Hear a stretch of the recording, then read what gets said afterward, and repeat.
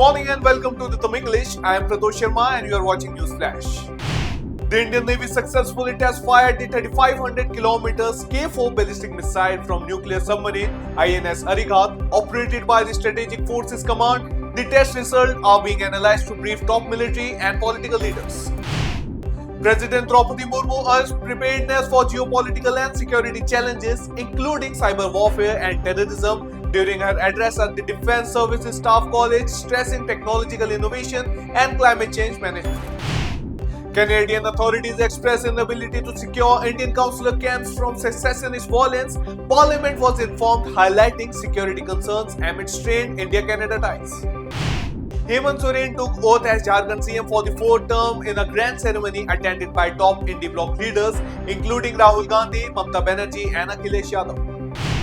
The Supreme Court slammed authorities for failing to implement GRAP Stage 4 pollution measures in Delhi NCR, ordering emergency restrictions to continue until Monday. India expressed concern over rising desecration of Hindu temples in Bangladesh, urging Mohammad Yunus' interim government to ensure the safety of minorities and their places of worship. Former Bangladeshi PM Sheikh Hasina condemned the unjust arrest of ISKCON priest Chinmoy Krishna Das and calls for his immediate release amid ongoing attacks on religious minorities. Explosive used in Delhi Prashant Vyas blast resemble those from a CRPF school attack in October, forensic reports revealed, with hydrogen peroxide as the main ingredient.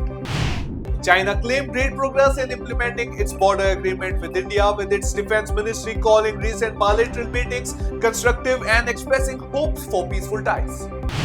Vladimir Putin threatened Kyiv with strikes using hypersonic missiles as Russia ramped up attacks on Ukraine's energy grid, escalating tensions ahead of US President-elect Trump's tenure.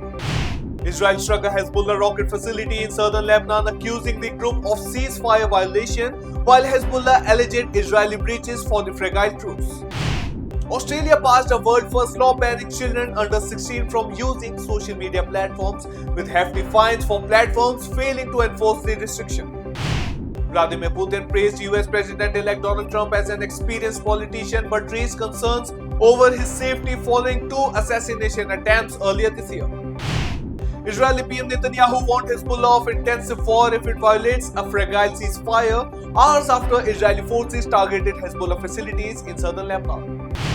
Georgian riot police used tear gas and water cannons against protests over government's decision to delay EU accession, sparking widespread unrest across the nation. So that's all for the headlines of the day. For more updates, download the app and keep watching the Thumb.